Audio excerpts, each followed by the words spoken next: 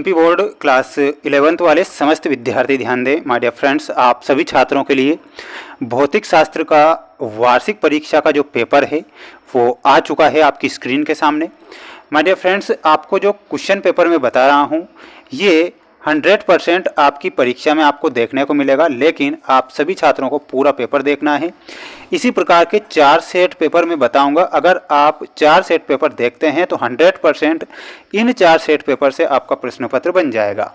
इसलिए आप पूरा पेपर देखेंगे क्योंकि पूरा का पूरा पेपर आ चुका है जो कि 101% आपकी परीक्षा में देखने को मिल जाएगा। माय डियर फ्रेंड्स, एक भी क्वेश्चन आप मिस ना करें, पूरा पेपर देखें और अपनी वार्षिक परीक्षा की तैयारी जारी रखें। प्रश्न आपसे पूछा जाएगा, निम्नलिखित प्रश्नों के सही उत्तर चुनकर लिखिए। में पहला प्रश्न है, प्रकाश वर्ष मात्रक है। तो प्रकाश वर्ष किसका मात्रक होता है, इसमें आप सभी छात्र ध्यान रखेंगे। प्रकाश वर्ष दूरी का मात्रक होता है, तो इसमें आपको दूरी करेक्ट उत्तर के रूप में याद रखना है। प्यारे विद्यार्थियों, हमारी मेहनत आपको 0.1% भी अच्छी लगती है तो हमारे इस छोटे से चैनल को आप जरूर सब्सक्राइब करें, जिससे कि आपको हमारे द्वारा अच्छी चीज़ें बताई जाए जो परीक्षा में बने।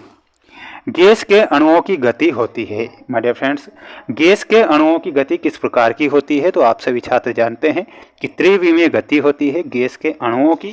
तो त्रिविमीय गति आपको ध्यान रखना है। बढ़ेंगे हमारे अगले क्वेश्चन की ओर। अगला क्वेश्चन आप देख सकते हैं, पढ़ सकते हैं, मेहनत आप कर सकते हैं। जड़त्व का गुण होता है। तो जड़त्व का गुण किसमें होगा, तो इनमें से कोई नहीं। तो ऑप्शन नंबर डी बताना है।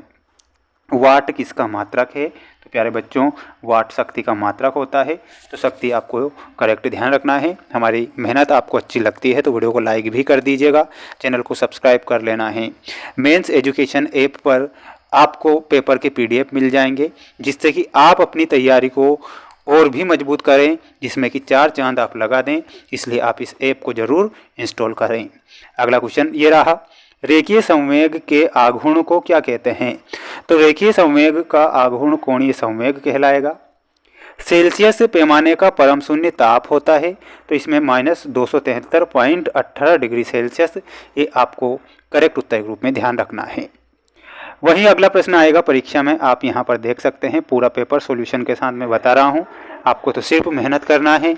मैं आपके लिए मेहनत कर रहा हूँ तो आप अपने लिए स्वयं के लिए ज़रूर मेहनत करें। सेकंडी लोलक का आवर्तकाल होता है, तो 2 सेकंड इसका आवर्तकाल होगा। तो इसमें आपको 2 सेकंड लिखना है। 0 डिग्री सेल्सियस पर वायु में ध्वनि का वेग होता है, तो कितना होगा, इसमें आपको लिखना है 332 मीटर पर सेकंड। पृथ्वी के केंद्र पर गुरुत्वीय त्वरण का मान होता है, तो इसमें आपको 0 लिखना है। ठीक है, 0 सही होगा। गुरुत्वाकर्षण एक राशि है, तो गुरुत्वाकर्षण जो है एक अदिश राशि है, तो इसमें आपको अदिश लिखना है। ताप बढ़ाने पर प्रत्यास्थता गुणांक का मान कम हो जाता है, तो इसमें कम लिखना है।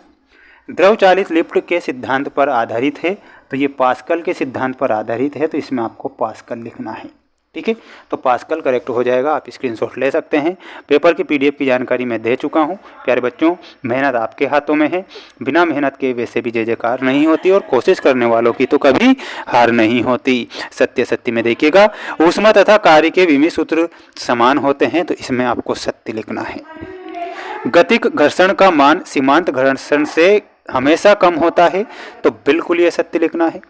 बल का सूत्र होता है द्रव्यमान मल्टीप्लाई त्वरण। किसी गैस की माध्य गतिज ऊर्जा उसके परमताप के व्युत्क्रमानुपाती होती है, यह सत्य लिखना है। द्रव्यमान केंद्र सदैव पिंड के अंदर स्थित होते हैं, यह सत्य आपको लिखना है। ठीक है, बढ़ेंगे अगले क्वेश्चन की ओर। अगला क्वेश्चन ये रहा आपकी स्क्रीन के सामने, जिसमें आप समस्त विद्यार्थियों को जोड़ी दी गई है। ठीक है, संवेग। संवेग में आपका ऑप्शन नंबर E √2m के से मिलाना है, ऑप्शन नंबर E से। विस्थापन में हमारा सही उत्तर क्या होगा, ऑप्शन नंबर A। गैस समीकरण में हमारा सही उत्तर क्या होगा, तो थर्ड में आपको ऑप्शन नंबर D से मिलाना है, PV = nRT। अध्यारोपण का सिद्धांत में हमारा सही उत्तर हो जाएगा ऑप्शन नंबर B। पलायन वेग में आप सभी छात्र मिलाएंगे ऑप्शन नंबर F से। गुरुत्वीय त्वरण में हमारा सही उत्तर हो जाएगा और वो हो जाएगा option number C, m0 L T - 2।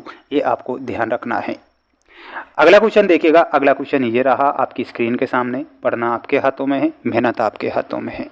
वेग समय ग्राफ में समय अक्ष से घिरा क्षेत्रफल किस राशि को व्यक्त करता है?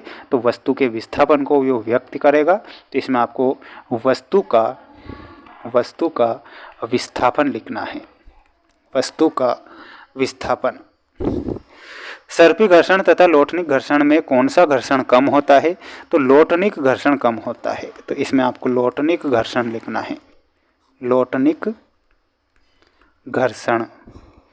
किस ताप पर गैस के अणुओं की गतिज ऊर्जा शून्य हो जाती है? तो परम शून्य ताप पर। तो इसमें आपको क्या लिखना है? परम शून्य ताप पर। प्रतिबल तथा दाब में क्या अंतर होता है? तो इसमें लिखना है प्रतिबल आंतरिक तथा दाब बाह्य बल होता है। प्रतिबल आंतरिक, दाब बाह्य बल होता है। प्रतिबल का एसआई मात्रक क्या होता है?